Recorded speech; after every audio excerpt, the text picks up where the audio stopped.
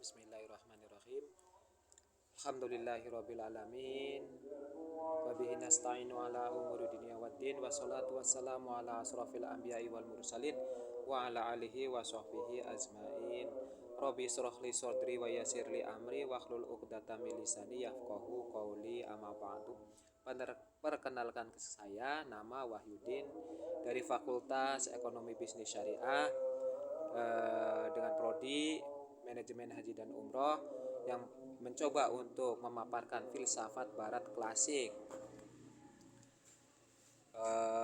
Pada zaman klasik, filsafat muncul di Yunani kira-kira muncul pada abad ke-7 sebelum Masehi. Filsafat muncul ketika orang mulai memikirkan dan berdiskusi akan keadaan alam, dunia dan lingkungan di sekitar mereka dan tidak menggantungkan diri kepada agama. Artinya dari pertanyaan-pertanyaan itu dia tidak menggantungkan diri kepada agama. Artinya karena pada waktu itu agama sebagai sentral pengetahuan dan banyak dogma-dogma yang tidak relevan, maka orang-orang pada waktu itu mencari dengan cara lain. Dan untuk mencari jawaban atas pertanyaannya, fenomena ini menimbulkan suatu perubahan dalam proses berpikir. Dari mempercayai mitos-mitos yang berkembang di tengah masyarakat menjadi pemikiran yang logis dan konkret. Filsuf pra-Sokrates ialah Thales dari Mileta. Pada era ini filsuf mempermasalahkan alam, bukan manusia yang dipermasalahkan. Jadi objek pemikiran mereka pada waktu itu adalah alam, artinya di luar manusia. Dan menurut Thales, alam ini tercipta dari air yang bersifat selalu bergerak dan merupakan asas kehidupan segala sesuatu. Inilah pemikiran filsuf pada waktu itu dan dilanjutkan oleh filsuf-filsuf lain, di antaranya adalah Pythagoras, Anaximander, Demokritus, Parmenides, dan lain sebagainya. Dan disebut juga filsuf pra-Sokrates.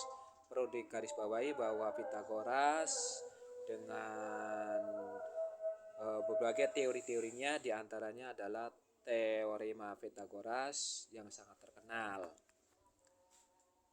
Nah, yang kedua adalah zaman Sokrates di antara tahun 469 sampai 399 sebelum Masehi.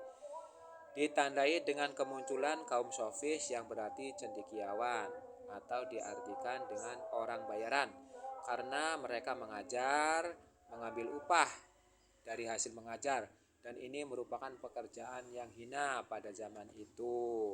Tapi sekarang sudah lumrah. Bahkan kalau tidak dikasih upah, mereka akan menyesal atau menggerutu. Nah, tokoh-tokoh filsuf era Sokrates diantaranya adalah Sokrates sendiri yang konsepnya adalah menurutnya pengetahuan dapat diperoleh dengan melakukan pengamatan, penelitian terhadap hal-hal yang konkret.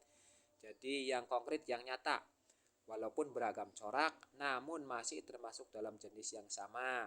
Unsur-unsur yang berbeda kemudian dihilangkan sehingga tinggal unsur yang sama dan bersifat umum sebagai pengetahuan umum yang sejati. Dengan demikian, Sokrates mengemukakan konsep barang siapa yang memiliki pengertian sejati akan memiliki kebijakan atau keutamaan moral, sehingga akan menjadi manusia yang sempurna.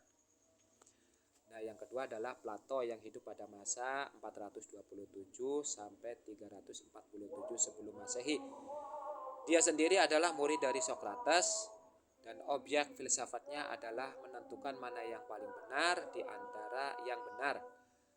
Dan pengetahuan yang didapat dari pengalaman atau pengetahuan indera yang berubah-ubah atau Heraklitos, atau pengetahuan yang didapat dari akal yang tetap atau Parmenides, semisal matematika dan sebagainya. Dan di dalam ilmu politik terkenal dengan 3 golongan, yaitu pemerintah sebagai golongan yang tertinggi atau eksekutif atau eksekutor, dan prajurit sebagai yudikatif sekaligus sebagai militer, dan polis sebagai atau rakyat biasa sebagai memikul ekonomi negara. Jadi semua kebutuhan negara itu dipikul oleh rakyat. Sampai sekarang masih ada yang namanya pajak gitu loh ya. Kita kembali ke laptop, dan yang nomor 3 adalah Aristoteles yang hidup pada masa 348 sampai 322 sebelum Masehi. Dan dia mengembangkan konsep logika atau analitika dan etika. Aristoteles membagi ilmu pengetahuan menjadi 3. 1. Ilmu pengetahuan praktis yang terdiri dari etika dan politik.